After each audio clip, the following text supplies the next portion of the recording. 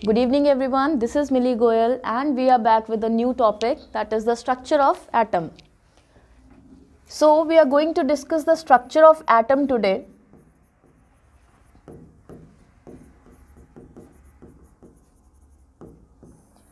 In this chapter we are going to discuss about the different models of atom.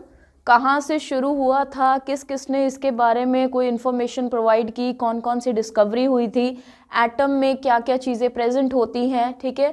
इसके ऊपर based आपको बेटा directly questions जो हैं वो पेपर में मिलेंगे, अंडरस्टूड, ठीक है। तो this is the very very important chapter for the PTET exam. उसके लिए इसमें आपको बहुत सारे क्वेश्चंस जो हैं वो बहुत इंपॉर्टेंट फॉर्म में मिलेंगे, ठीक है, जो एज इट इज़ भी पूछे जा सकते हैं या फिर उस कॉन्सेप्ट को यूज़ करके भी पूछे जा सकते हैं। तो अगर आपको ये चैप्टर समझ में आता है, ये टॉपिक समझ में आता है, then you will be able to answer so many questions in the exam, understood, ठीक है। तो स्टार्ट करते हैं बेटा without wasting any time, structure of atom.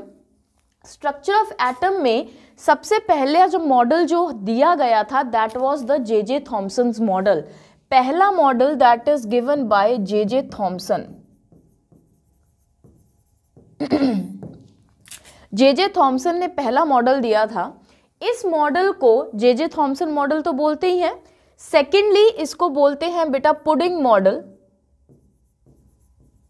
Plum pudding भी बोल देते हैं या सिंपली पुडिंग मॉडल भी बोल देते हैं, या फिर एक दूसरा नाम है इसका वाटरमेलन मॉडल।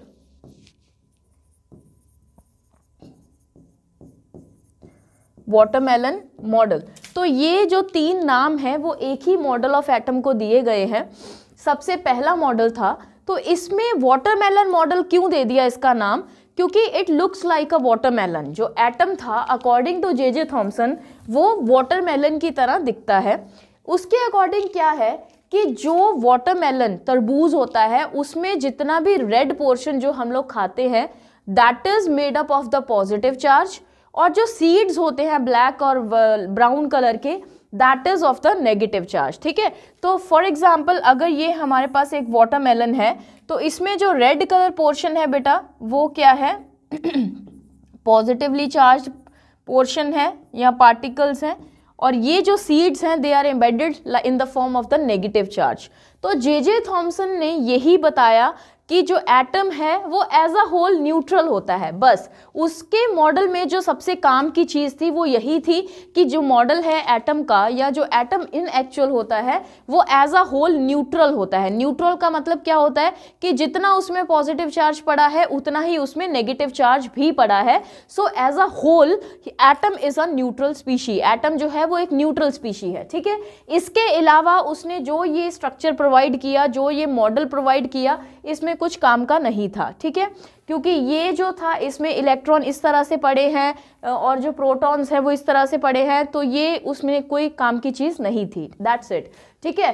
नेक्स्ट आ गया बेटा जे थॉमसन के बाद आता है रदरफोर्ड्स मॉडल। रदरफोर्ड जो था वो जे थॉमसन का स्टूडेंट था, ठीक है। तो रदरफोर्ड ने 1901 में एक एक्सपेरिमेंट परफॉर्म किया था जिसको रदरफोर्ड स्कैटरिंग एक्सपेरिमेंट भी बोलते हैं, ठीक है। तो रदरफोर्ड स्कैटरिंग एक्सपेरिमेंट क्या है वो देखेंगे। रदरफोर्ड ने बेटा एक गोल्ड फॉयल लिया था, थिन गोल्ड फॉयल, जिसके ऊपर उसने जिंक सल्फाइड की कोटिंग कराई थी, ठीक है। तो ये गोल्ड फॉयल है, थिन गोल्ड फॉयल, बहुत पतली लेयर थी गोल्ड की, और इसके ऊपर उसने जिंक सल्फाइड की जो कोटिंग थी यानी कि इसकी एक स्क्रीन बना दी थी लाइक दिस। ये जो कोटिंग थी वो जिंक सल्फाइड की थी, अंडरस्टूड, ठीक है। इधर उसने कोई एक सोर्स रखा जो कि एलिमेंट था जिसमें से रेडिएशंस निकलती थी। तो यहाँ पे बेटा क्या हुआ, जब ये एक्सपेरिमेंट कराया गया तो तीन तरह की ऑब्जर्वेशन सामने आई थी। पहली ऑब्जर्वेशन क्या थी कि मोस्ट ऑफ द पार्टिकल्स जो हैं, ठीक है, मोस्ट ऑफ द पार्टिकल जब यहाँ से पास हुए तो वो स्ट्रेट चले गए। यहाँ पे एक एटम रख दिया, ठीक है। मोस्ट ऑफ द पार्टिकल्स जो हैं वो स्ट्रेट चले गए लाइक दिस, मतलब कि यहाँ पे सबसे ज़्यादा जो सिंटिलेशन है वो प्रोड्यूस हुआ। सिंटिलेशन का मतलब होता है चमक, ठीक है। जो शाइन थी, जो जिंक सल्फाइड की स्क्रीन है इसके ऊपर सिंटिलेशन प्रोड्यूस होता है। सिंटिलेशन वर्ड का मतलब होता है चमक आना या शाइन करना, ठीक है। तो ये जो डायरेक्ट पोर्शन उसके सामने आ रहा था वो सबसे ज़्यादा सिंटिलेट कर रहा था। उसका मतलब क्या हुआ कि मोस्ट ऑफ द पार्टिकल, जो इस सोर्स में से पार्टिकल इसके बीच में निकल रहे हैं किसी भी एलिमेंट के बीच में से, तो वो सबसे ज़्यादा जो पार्टिकल्स हैं वो स्ट्रेट जा रहे हैं, ठीक है। उसके अलावा कुछ पार्टिकल्स ऐसे थे जो स्मॉल एंगल पे डिफ्लेक्ट हो गए, लाइक दिस, ठीक है। बहुत कम पार्टिकल्स स्मॉल एंगल पे डिफ्लेक्ट हो गए इन दिस फॉर्म। यहाँ पे थोड़ा थोड़ा सिंटिलेशन था। एंड 20,000 में से कोई एक रेडिएशन ऐसा था बेटा जो कि रिट्रेस कर गया अपने पाथ को, रिट्रेस या रिबाउंड, ठीक है। रिट्रेस का मतलब होता है कि यहाँ आता आता वो वापस चला गया, लाइक दिस, ठीक है। इस तरह से वो वापस चला गया, ठीक है। इसको रिबाउंड भी बोल सकते हो, रिट्रेस इट्स पाथ भी बोल सकते हो। तो 20,000 में से कोई एक रेडिएशन ऐसा था जो अपने पाथ को रिट्रेस कर रहा था। तो इसमें 3 तरह की ऑब्जर्वेशंस थी। पहली कि मोस्ट ऑफ द पार्टिकल जो हैं वो स्ट्रेट जा रहे हैं। दूसरी, कुछ पार्टिकल्स ऐसे हैं जो छोटे एंगल्स पे या स्मॉल एंगल्स पे डिफ्लेक्ट हो रहे हैं, यानी कि टिल्ट हो रहे हैं, ठीक है, मुड़ जा रहे हैं। और 20,000 में से कोई एक रेडिएशन ऐसा था जो अपना पाथ जो है वो रिट्रेस कर रहा था। तो उसके अकॉर्डिंग ये 3 ऑब्जर्वेशंस जो थी वो उसे मिली। अब यहाँ से हमने कंक्लूड क्या किया कि एक मॉडल ऑफ एटम में या फिर एक एटम में बेटा जी 3 तरह की चीज़ें होती हैं, ठीक है। उसके बेस पे उसने एटम को डिफाइन किया रदरफोर्ड ने। अगर पार्टिकल सारे के सारे कोई भी, मान लीजिए हम लोग एक रास्ते पे जा रहे हैं, हमारे पास बाइक है, स्कूटर है, स्कूटी है, व्हाटएवर इट इज, ठीक है, हम लोग एक रास्ते पे जा रहे हैं। अगर हमारे रास्ते में कोई रश नहीं मिल रहा है, कोई रोड टूटी हुई नहीं मिल रही है, then we will go straight, है ना।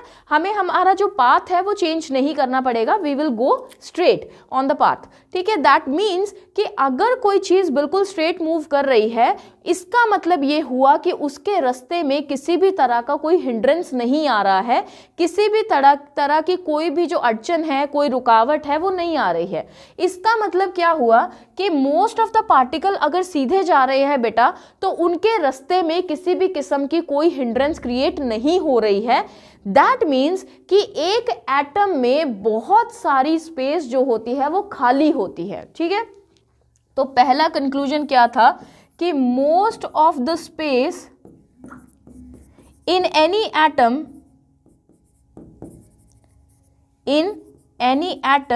Is empty. अंडरस्टूड, ठीक है। This was the first conclusion. Second conclusion was कि अगर कोई चीज छोटे एंगल पे मूव कर रही है, मान लीजिए हम लोग उसी रास्ते पे जा रहे हैं और उस रास्ते में थोड़ा सा हमें रोड ब्लॉकेज मिल गया, या थोड़ा सा रोड का क्रैक मिल गया, टूटा हुआ मिल गया, या किसी भी सीवेज का ढक्कन जो है वो खुला हुआ मिल गया, तो हम लोग क्या करेंगे बेटा, सीधे जाते जाते थोड़ा सा टिल्ट होके ऐसे निकल जाएंगे। अंडरस्टूड। तो we will change a bit of the angle, ठीक है, हम लोग थोड़ा सा एंगल चेंज करेंगे और फिर निकल जाएंगे। दैट मीन्स कि अगर कोई रेडिएशन स्मॉल एंगल पे डिफ्लेक्ट हो रही है, दैट मीन्स कि उसके रास्ते में कोई छोटी हिंड्रेंस आ रही है, ठीक है, जिसको वो साइड से क्रॉस करके निकल जाएगा। Got it. तो सेकेंड कंक्लूजन वॉज, दूसरा कंक्लूजन क्या था कि इसके रास्ते में कोई छोटी हिंड्रेंस आ रही है, जो क्या, जिसको किसका नाम दिया गया, जो हिंड्रेंस बाद में देखी गई वो क्या थी, presence of electrons. Presence of electrons जो कहीं कहीं पे प्रेजेंट था इन एन एटम, ठीक है, small hindrance due to the presence of electron, ठीक है। नाउ द थर्ड ऑब्जर्वेशन कि कुछ पार्टिकल, बहुत एक आधा पार्टिकल जो है वो अपने पाथ को क्या कर गया, रिट्रेस कर गया। अब रिट्रेस क्या होगा, मान लीजिए हम जिस रास्ते पे जा रहे थे, आगे गली बंद है जिसको हम लोग क्रॉस नहीं कर सकते हैं, रोड बंद है, then we have to come back, हमें उसी रास्ते से वापस आना पड़ेगा, है ना, यू टर्न लेके। तो सेम चीज यहीं पे हो रही है कि अगर कोई चीज अपना पाथ रिट्रेस कर रही है, दैट मीन्स उसके रास्ते में एक ऐसा हिंड्रेंस आ गया है जिसको वो क्रॉस नहीं कर सकता है, and that hindrance is the solid portion which is further later on known as nucleus. उसको किसका नाम दिया गया? न्यूक्लियस का, कि न्यूक्लियस में अगर कोई चीज स्ट्राइक करेगी तो वो वापस आ जाएगी। ठीक है, तो इसका मतलब 3 ऑब्जर्वेशन से जो 3 कंक्लूजन निकले वो ये थे कि most of the space in an atom is empty. ठीक है, बहुत ज्यादातर जो स्पेस है वो खाली है। दूसरा क्या था कि कुछ छोटी छोटी हिंड्रेंसेस जो हैं वो एक एटम में प्रेजेंट होती हैं due to the presence of electrons. और तीसरी ऑब्जर्वेशन ये थी बेटा कि अगर कोई चीज अपना पाथ रिट्रेस कर रही है तो उसमें बहुत छोटा पोर्शन एक ऐसा है जो कि सॉलिड पोर्शन है। ठीक है, सॉलिड पोर्शन का मतलब इसका प्रॉपर मास है, दैट मीन्स कि that is the solid hindrance, जिसकी वजह से उसमें पार्टिकल स्ट्राइक होके वापस चला जाता है। ठीक है, तो इसके बाद रदरफोर्ड ने इन 3 ऑब्जर्वेशंस और कंक्लूजन के बेस पे बेटा एटम को 2 पार्ट्स में डिवाइड किया। ठीक है, the first portion is known as the nucleus and the second portion is known as the extra nuclear part. So these were the 2 portions, ये 2 portions थे एक एटम में अकॉर्डिंग टू द रदरफोर्ड। ठीक है, तो रदरफोर्ड ने atom को 2 parts में डिवाइड कर दिया। The first one is known as the nucleus and second one is known as the extra nuclear part. अब न्यूक्लियस वो सॉलिड स्पेस है जिसमें ये अगर कोई चीज स्ट्राइक करती है तो वापस चली जाती है। सो दैट मीन्स कि न्यूक्लियस जो है वो सेंटर में प्रेजेंट होता है किसी भी एटम के। एक्स्ट्रा न्यूक्लियर पार्ट में जो है बेटा वो इलेक्ट्रॉन्स रिवॉल्व करते हैं। Electrons revolves around the nucleus. ठीक है, ये रदरफोर्ड की 2 कंक्लूजन्स थी जो उसने डिस्कवर की। ठीक है, तो यहाँ पे ये जो न्यूक्लियस होता है, न्यूक्लियस के बीच में उसने बोला कि प्रोटॉन्स होते हैं। ठीक है, न्यूक्लियस के बीच में प्रोटॉन्स प्रेजेंट होते हैं जिनकी वजह से उनका मास होता है। न्यूक्लियस एक ऐसा सॉलिड पोर्शन है जिसमें पूरे एटम का 90% मास जो है वो एम्बेडेड होता है। ठीक है, 90% mass is responsible due to the presence of protons in any atom. ठीक है, तो ये रदरफोर्ड ने बताया। अंडरस्टूड बेटा। नेक्स्ट आ गया रदरफोर्ड के बाद डिस्कवरी जो थी वो किस चीज की हुई? That was of the neutrons. इसके बाद न्यूट्रॉन्स की डिस्कवरी हुई, किसने की? चैडविक ने। ठीक है, इसका रीजन क्या था कि जो टोटल मास था एक एटम का और जो टोटल मास था प्रोटॉन्स का बेटा, उनमें कुछ डिफरेंसेस आ रहे थे। हम लोगों ने यहाँ पे क्या पढ़ा कि जो मास ऑफ एटम है वो due to the presence of proton है, लेकिन प्रोटॉन अकेले का मास जो है वो एटम के मास के बराबर नहीं आ रहा था। There must be some other species also. ठीक है, इनसाइड द न्यूक्लियस। तो यहाँ से जब चैडविक ने एक्सपेरिमेंट किया तो पता चला कि प्रोटॉन्स के साथ कुछ न्यूट्रल एटम प्रेजेंट है, न्यूट्रल स्पीशीज प्रेजेंट है, न्यूट्रल पार्टिकल्स प्रेजेंट हैं, जिनको किसका नाम दिया गया? न्यूट्रॉन्स का नाम दिया गया। इसको न्यूट्रॉन क्यों बोलते हैं? क्योंकि इसके ऊपर चार्ज कोई नहीं होता है, बस सिर्फ मास होता है। ठीक है, प्रोटॉन एंड इलेक्ट्रॉन किसी भी एटम में इक्वल नंबर प्रोवाइड किया जाता है ताकि जो एटम है वो एज अ होल न्यूट्रल रहे as per the J Thomson. J Thomson ने भी यही चीज बोली थी कि एटम जो है वो एज अ होल न्यूट्रल होता है। ठीक है, तो यहां से हमें पता चला बेटा कि जो एटम है इसके 3 सब एटॉमिक पार्टिकल्स होते हैं, एक प्रोटॉन्स, एक इलेक्ट्रॉन्स एंड एक न्यूट्रॉन्स। ठीक है, proton, neutron and electron, these 3 are the subatomic particles. Got it everyone? तो ये था हमारे पास रदरफोर्ड का एटम, जिसमें उसका लिमिटेशन ये था सबसे बड़ा कि अगर कोई चीज इलेक्ट्रॉन, जो यहाँ पे इसने इलेक्ट्रॉन का नाम दिया गया, दिस इज द न्यूक्लियस। ठीक है, अगर कोई इलेक्ट्रॉन जो है वो इस तरह से रिवॉल्व कर रहा है, मान लीजिए कोई चीज एक दूसरे के अराउंड घूम रही है, ठीक है, तो वो अपनी एनर्जी जो है वो कंटिन्यूसली लूज करेगा। तो उस एनर्जी का अगर लॉस हो रहा है बेटा, तो ये जो इलेक्ट्रॉन है वो अपनी एनर्जी लूज कर करके अल्टीमेटली न्यूक्लियस में गिर जाएगा एंड एटम विल कोलैप्स। ठीक है, तो रदरफोर्ड के मॉडल के अकॉर्डिंग अगर इलेक्ट्रॉन घूम रहा है तो वो अल्टीमेटली न्यूक्लियस में जाके गिरेगा। अगर वो जाके गिर गया तो एटम तो क्रैश हो जाएगा, वो खत्म हो जाएगा। लेकिन हम लोग साथ के साथ ये पढ़ते हैं या ये डिस्कवरीज हुई हैं कि atom is a very stable species, ठीक है, बहुत ज़्यादा स्टेबल स्पीशी है।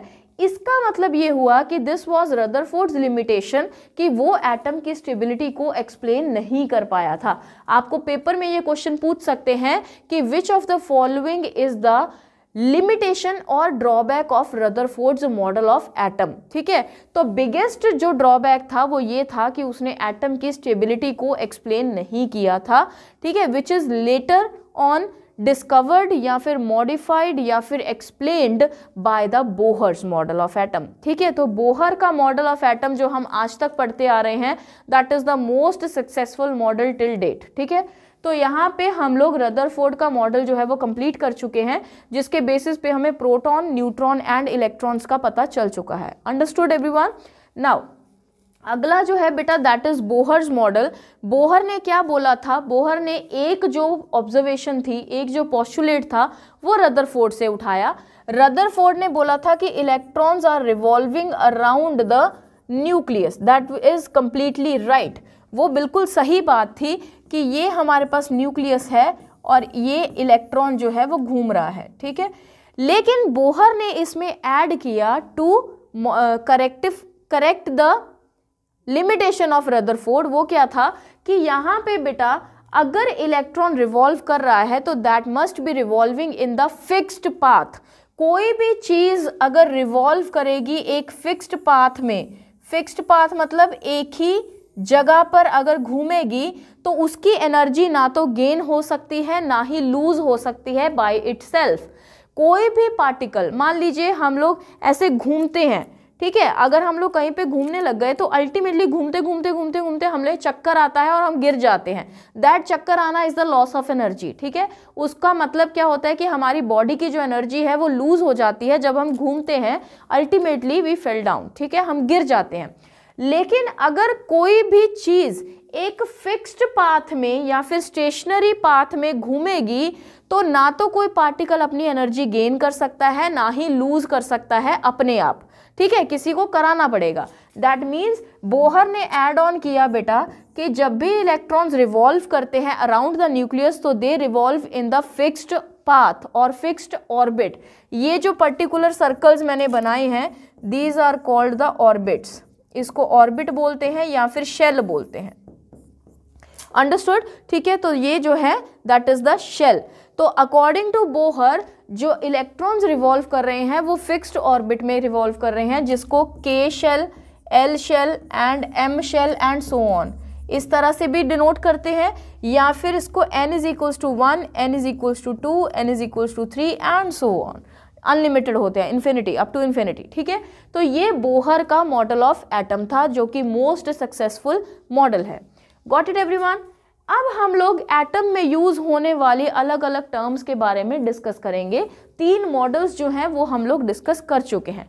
नाउ अब हम बात करेंगे बेटा कि प्रोटॉन, इलेक्ट्रॉन एंड न्यूट्रॉन के ऊपर चार्ज कितना होता है, मास कितना होता है, उसकी डिस्कवरी किसने की। ये 3 ऐसे क्वेश्चन हैं जो कि 99% हर साल पेपर में पूछे जाते हैं इन एनी फॉर्म, ठीक है।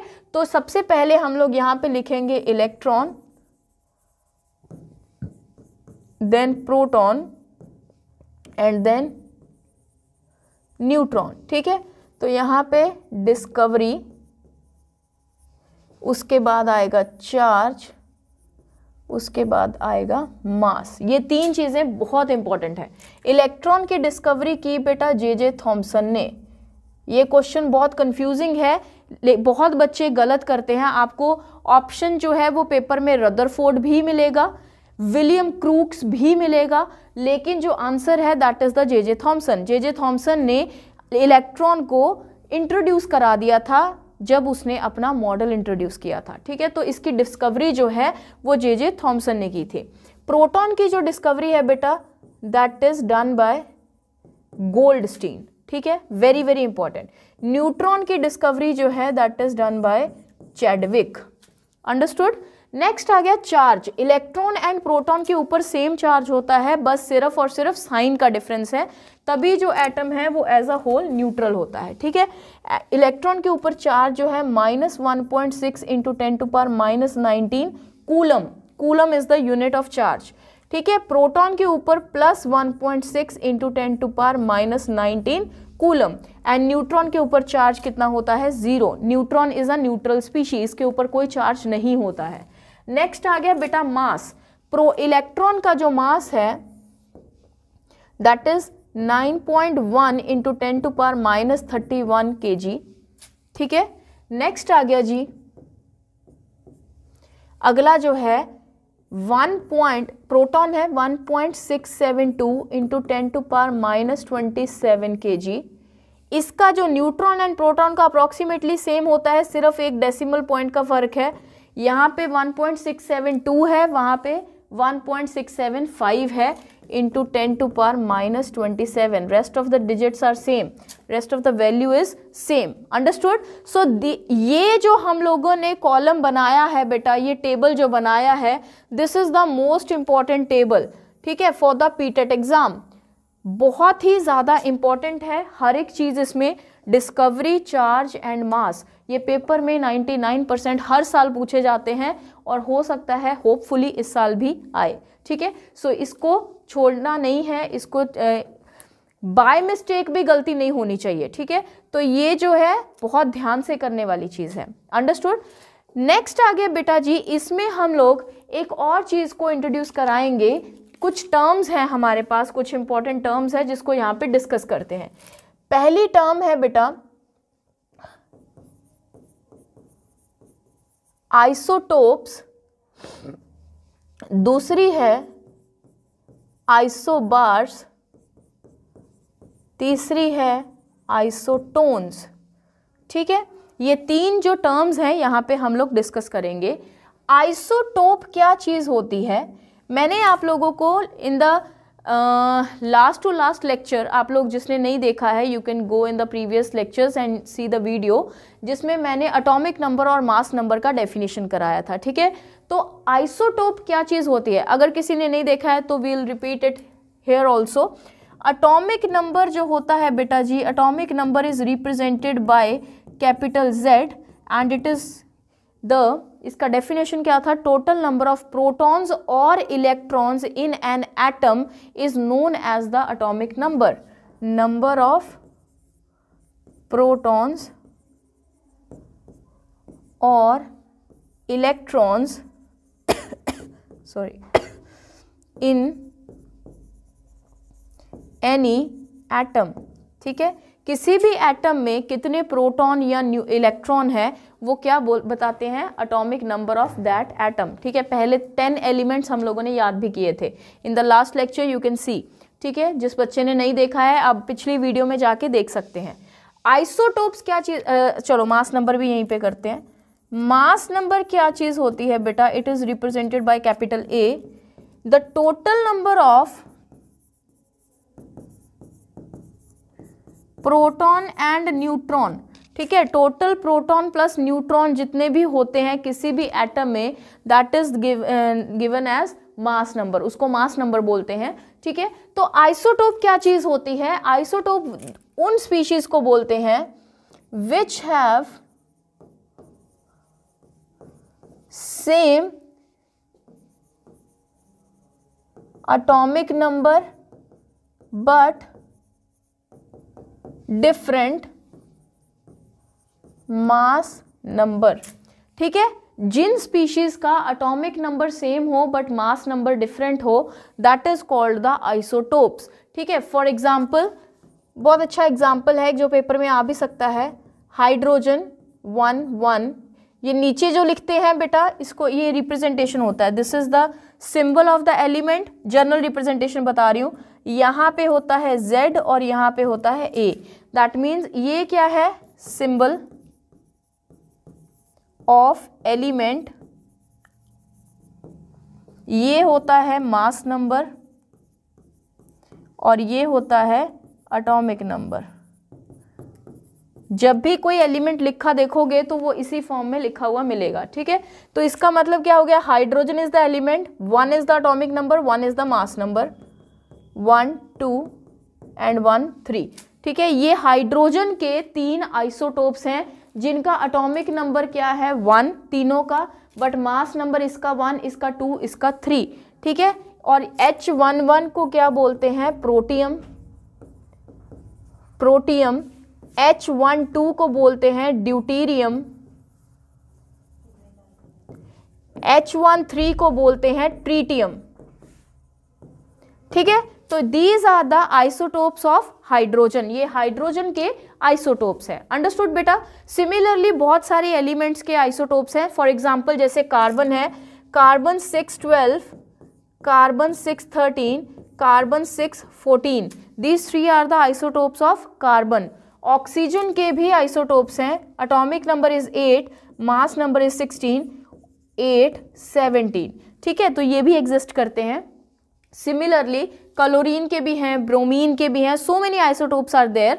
तो आप लोगों को अगर पेपर में क्वेश्चन आता है तो you can easily identify the answer. Understood, ठीक है। सो this is the definition of the isotope, the species which have same atomic number but different mass number is called the isotope, ठीक है।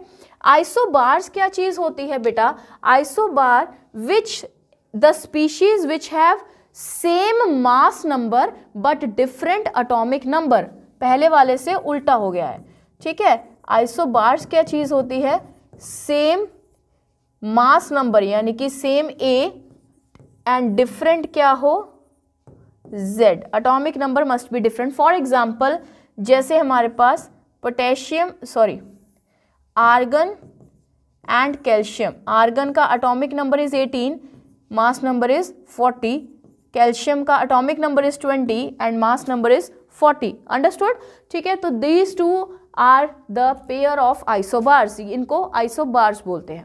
Got it everyone.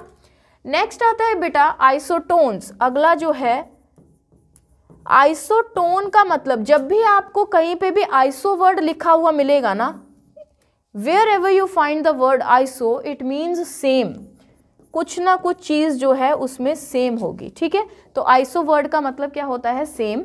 Isotones का मतलब क्या होता है बेटा, वो स्पीशीज जिनमें सेम नंबर ऑफ न्यूट्रॉन्स हो, same number of neutrons is called the isotones, ठीक है। उनको क्या बोलते हैं, आइसोटोन बोलते हैं।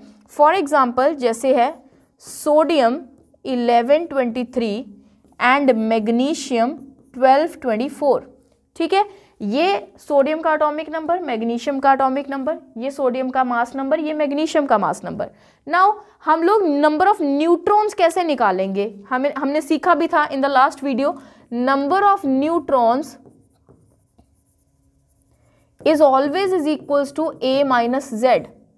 Mass number minus atomic number will always give you the number of neutrons. ठीक है, mass number minus atomic number, तो 23 minus 11 will be equals to 12, 24 minus 12 is equals to 12. तो दोनों में number of neutrons कितने हैं, 12, ठीक है। That means these species या this pair of the elements is known as isotones, इनको क्या बोलते हैं, आइसोटोन्स बोलते हैं। अंडरस्टूड बेटा जी।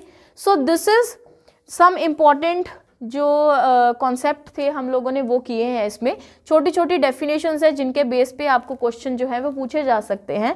जो बच्चे नॉन केमिस्ट्री के हैं या जिन्होंने केमिस्ट्री नहीं पढ़ी है कभी भी आज तक, ठीक है, तो वो पहले इस चैप्टर को करने के लिए पहले फर्स्ट 20 एलिमेंट्स को बेटा याद करो और उनके एटॉमिक नंबर और मास नंबर जो है वो आपको याद होने चाहिए अच्छे से। Only then you can attempt the question in the exam, तभी आप लोग क्वेश्चन को कर पाओगे, अदरवाइज आप अटेम्प्ट नहीं कर सकते हैं। सो दिस इज योर होमवर्क जो कि आप अपने आप कर सकते हैं। टिल देन मिलेंगे हम लोग नेक्स्ट क्लास में, तब तक आप लोग इसकी प्रैक्टिस कीजिए, ठीक है। विद द न्यू टॉपिक हम लोग नेक्स्ट क्लास में शुरू करेंगे। Thank you.